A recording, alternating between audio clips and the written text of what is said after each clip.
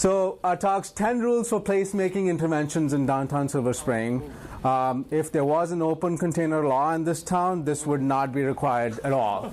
But these are just some ideas that we've been using and promoting in downtown, and we wanted to share with you what our process has been and what we've learned along the way in making better places.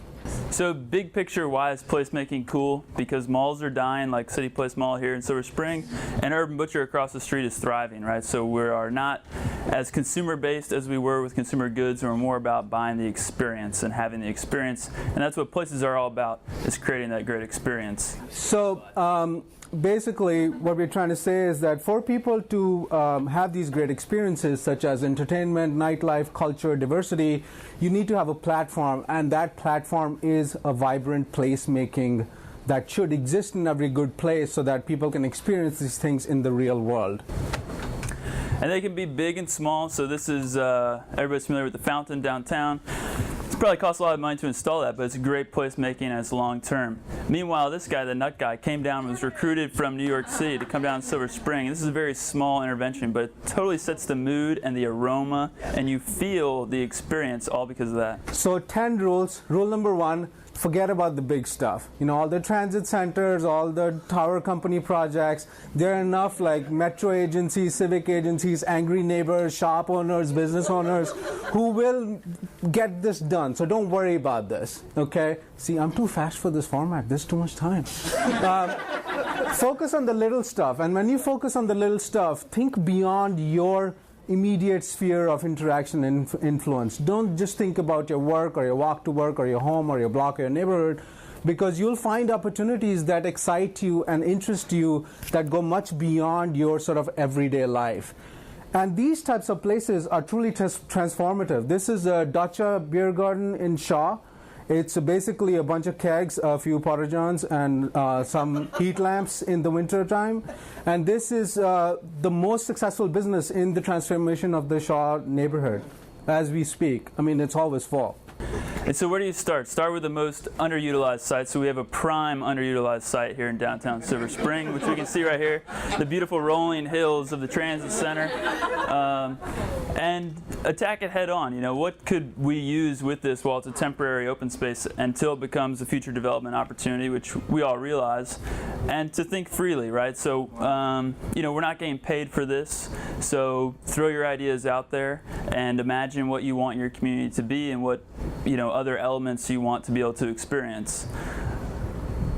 There used to be numbers on this so we could go through it easier, I think. And then try to quantify things, right? So once you start pitching your ideas, they're instantly going to say, oh, that's too much money. But really, something like this on the big green, we estimate could only be $5,000. So the quantification here is to try to show how inexpensive some of these interventions can be and how small scale, but yet still make a big impact. Right, and then the next rule is you always have to come up with options. You cannot have these darling ideas that go and die and then you sob for months over them. So this could be another idea for the same spot. And it's very important to do that because it also enables you to pitch your ideas to multiple people, because you never know what's going to stick when you throw it out there, when you throw it on the wall. And you got to cost your options as well, because you can't have unequal ideas being pitched out there. Just because you're more passionate about one than the other does not mean that you have to quantify your other options so you can talk about it in equal terms when you pitch these ideas to different parties and to the general public. You should have like speeded it up.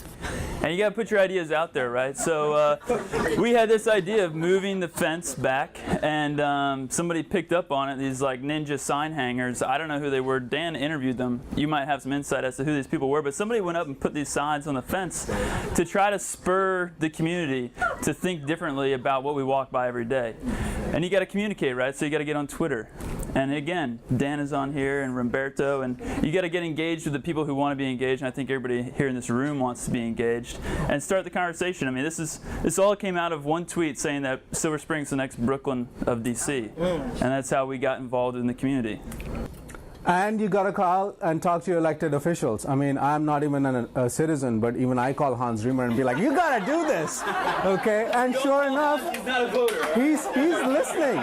He's listening because in October, there are going to be 3 charrettes. One of them is going to be about this transit center, about placemaking. And the last rule I want to touch on is you got to connect your idea to the big picture. This is $500,000 circle. 0.5% of the fund for transit center that we've already spent equates to 100 small ideas that can be implemented throughout downtown. I mean, the scale of the money we spend on things is just amazing. And then imagine those 100 ideas spread throughout the streets, on your daily walk, your daily commute, street corner, an unused right-of-way, creating a better place for a business to thrive. It would truly be transformative as you go through your community. Just the sheer impact and size that could happen. It's too slow. It's too slow. This is really He slow. wants 20 slides. Yeah. Yeah. Is it stuck? It does seem stuck. Beer break.